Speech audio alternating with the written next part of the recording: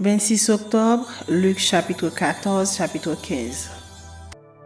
Jésus étant entré un jour de sabbat dans la maison de l'un des chefs des pharisiens pour prendre un repas. Les pharisiens l'observaient. Et voici, un homme hydropique était devant lui.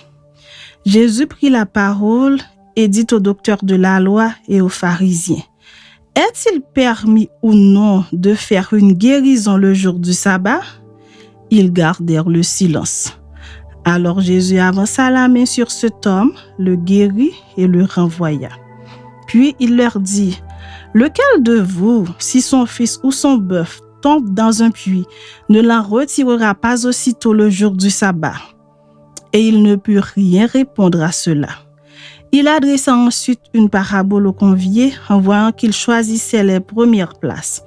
Et il leur dit: lorsque tu seras invité par quelqu'un à des noces, ne te mets pas à la première place, de peur qu'il n'y ait parmi les invités une personne plus considérable que toi, et que celui qui vous a invité, l'un et l'autre, ne viennent te dire: cède la place à cette personne-là.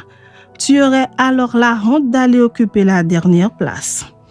Mais lorsque tu seras invité, va te mettre à la dernière place, afin que quand celui qui t'a invité viendra, il te dise: mon âme monte plus haut.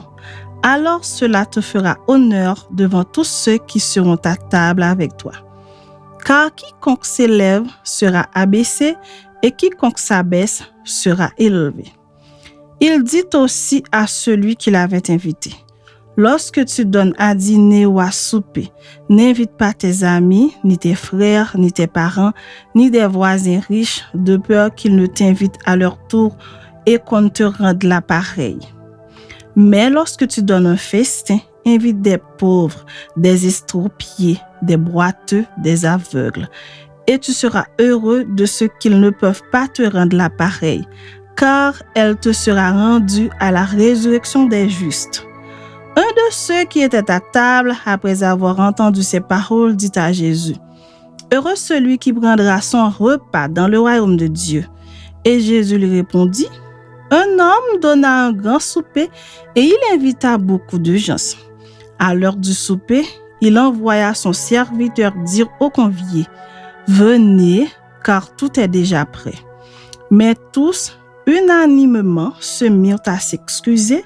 Le premier lui dit: j'ai acheté un champ et je suis obligé d'aller le voir. Excuse-moi, je te prie.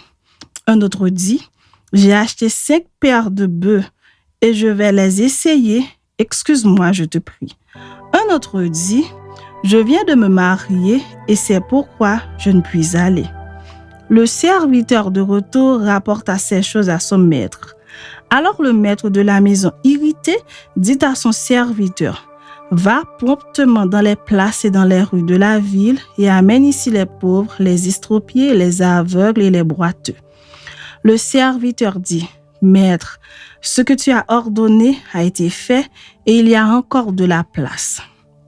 Et le maître dit au serviteur: va dans les chemins et le long des haies, et ce que tu trouveras, contrains-les d'entrer afin que ma maison soit remplie.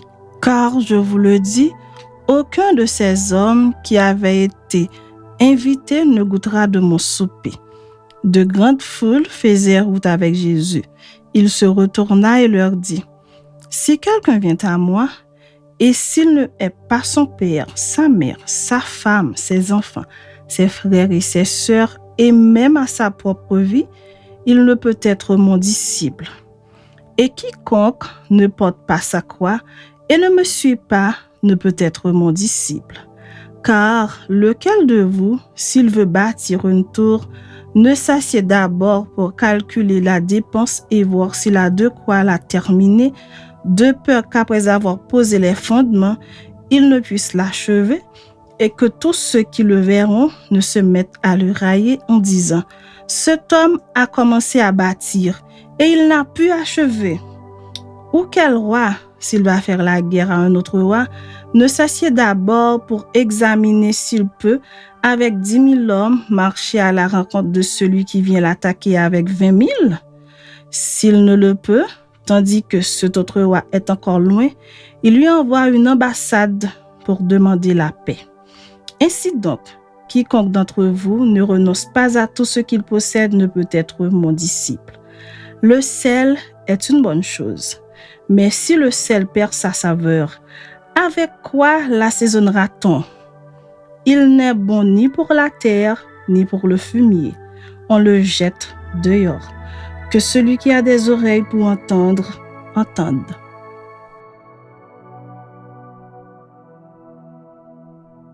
Tous les publicains et les gens de mauvaise vie s'approchaient de Jésus pour l'entendre. Et les pharisiens et les scribes murmuraient, disant, « Cet homme accueille des gens de mauvaise vie et mange avec eux. » Mais il leur dit cette parabole. « Quel homme d'entre vous, s'il a 100 brebis et qu'il en perde une, ne laisse les 99 autres dans le désert pour aller après celle qui est perdue jusqu'à ce qu'il la retrouve? Lorsqu'il l'a retrouvée, il la met avec joie sur ses épaules et de retour à la maison, il appelle ses amis et ses voisins et leur dit « Réjouissez-vous avec moi, car j'ai retrouvé ma brebis qui était perdue. » De même, je vous le dis, il y aura plus de joie dans le ciel pour un seul pécheur qui se repent que pour 99 justes qui n'ont pas besoin de repentance. Ou quelle femme, si elle a 10 drachmes et qu'elle en perd une, n'allume une lampe, ne balaie la maison et ne cherche avec soin jusqu'à ce qu'elle la retrouve.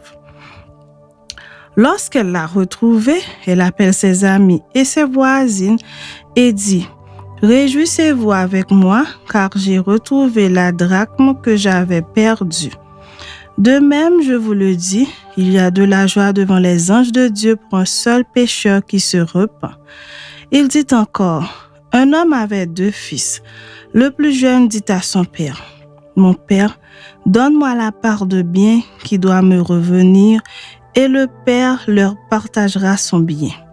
Peu de jours après, le plus jeune fils ayant tout ramassé, partit pour un pays éloigné où il dissipa son bien en vivant dans la débauche.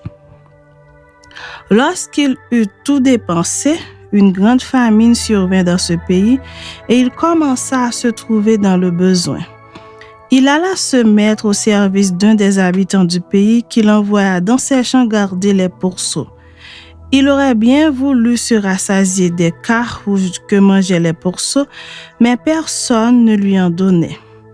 Étant rentré en lui-même, il se dit, « Combien de mercenaires chez mon père ont du pain en abondance et moi ici je meurs de faim.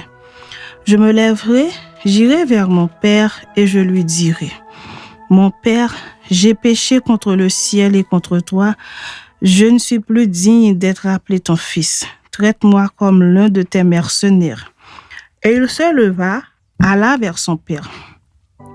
Comme il était encore loin, son père le vit et fut ému de compassion. Il courut se jeter à son cou et le baisa. Le fils lui dit, « Mon père, j'ai péché contre le ciel et contre toi. Je ne suis plus digne d'être appelé ton fils. » Mais le père dit à ses serviteurs, « Apportez vite la plus belle robe et l'en revêtez. Mettez-lui un anneau au doigt et des souliers aux pieds. Amenez-le veau gras et tuez-le. Mangeons et réjouissons-nous. Car mon fils que voici était mort et il est revenu à la vie. Il était perdu et il est retrouvé. » Et ils commencèrent à se réjouir. Or, le fils aîné était dans les champs. Lorsqu'il revint et approcha de la maison, il entendit la musique et les danses. Il appela un des serviteurs et lui demanda ce que c'était. « Ton frère est de retour et parce qu'il l'a retrouvé en bonne santé, ton père a tué le veau gras. » Il se mit en colère et ne voulut pas entrer. Son père sortit et le pria d'entrer. Mais il répondit à son père, « Voici, il y a tant d'années que je te sers sans avoir jamais transgressé tes ordres, et jamais tu ne m'as donné un chevreau pour que je me réjouisse avec mes amis. Et quand ton fils est arrivé, celui qui a mangé ton bien avec des prostituées, c'est pour lui que tu as tué le veau gras. » « Mon enfant, lui dit le père, tu es toujours avec moi, et tout ce que j'ai est à toi. Mais il fallait bien s'égayer et se réjouir parce que ton frère que voici était mort et qu'il est revenu à la vie, parce qu'il était perdu et qu'il est retrouvé.